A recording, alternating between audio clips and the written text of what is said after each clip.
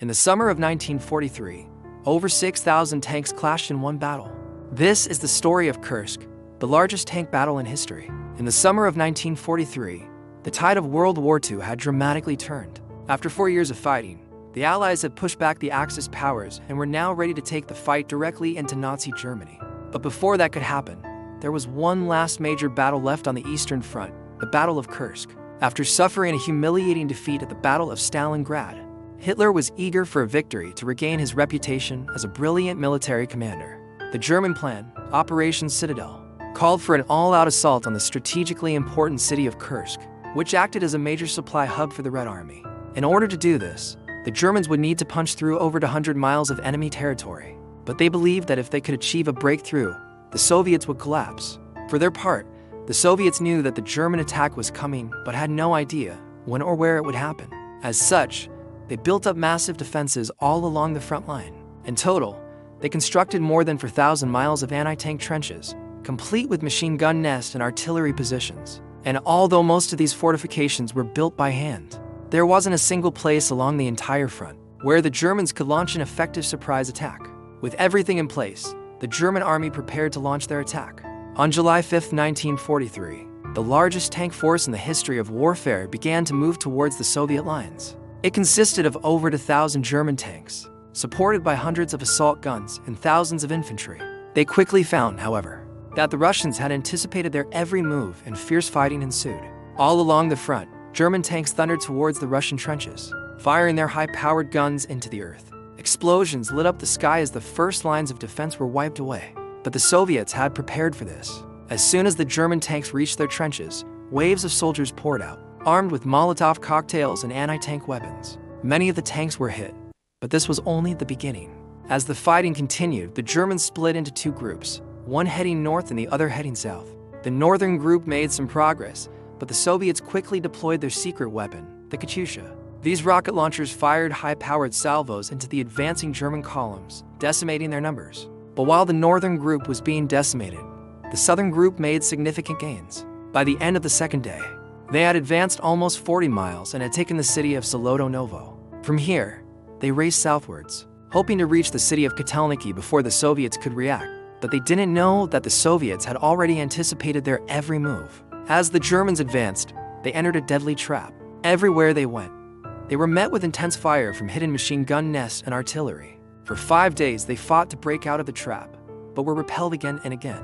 By the time they finally broke through, they had lost half of their forces. But the situation was far worse in the north. After launching the Katyushas, the Soviets shifted their focus to the northern flank, racing hundreds of T-34s and KV tanks to the front line. When they arrived, the Germans had just broken through the second line of defense and were advancing into open territory. This was exactly what the Soviets wanted. For weeks, they had been anticipating a German breakthrough, and once it happened, they launched their counterattack. Wave after wave of tanks surged forward, driving the Germans back in the opposite direction. But the Germans refused to give up. Day after day, they launched counterattacks, trying desperately to advance. But with each attack, more and more of them were destroyed. Finally, on July 23rd, the remaining German forces were driven back across the river. The Soviet counteroffensive had been a resounding success. In the span of just 2 weeks, the German army had advanced 40 miles and then retreated 80 miles. It was a devastating blow, but it marked the end of the German advance on the Eastern Front. Over the next 2 years, the Red Army would push the Germans further and further back until finally reuniting with the Western Allies in 1945. In total, the German army would suffer nearly 500,000 casualties, including 160,000 men captured, 10,000 tanks destroyed, and 3,000 artillery destroyed. For the Soviets, the price of victory was even higher. At least 700,000 men were killed or wounded, including 140,000 men captured, 2,000 tanks destroyed, and 8,000 artillery destroyed.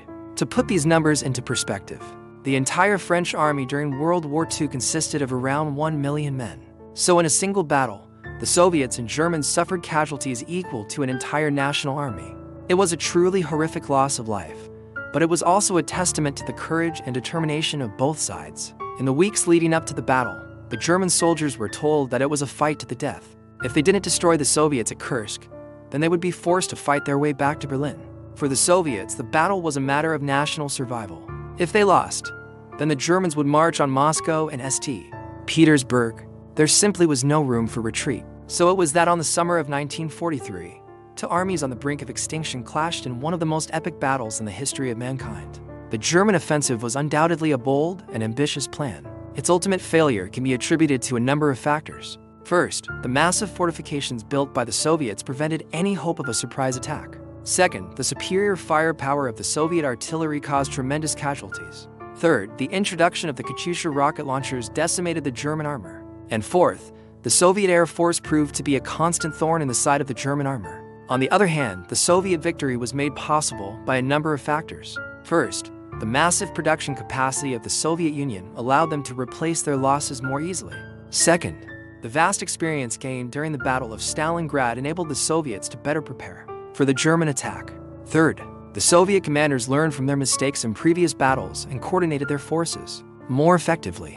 And fourth, the Battle of Kursk showed the world that the Red Army was capable of defeating the German war machine. It was a victory that gave the Soviets the confidence to push on and ultimately liberate Eastern Europe. While the Battle of Kursk was undoubtedly a turning point in World War II, it is often overlooked in favor of other battles, such as D-Day or the dropping of the atomic bombs. However, in terms of sheer scale and impact on the outcome of the war, Kursk was just as important. It was the largest tank battle, the largest artillery duel, and one of the largest infantry battles in the history of warfare. The Battle of Kursk was a true test of human endurance and willpower. It was a battle that could have gone either way, but ultimately decided by the courage and determination of the men who fought there. Thanks for watching.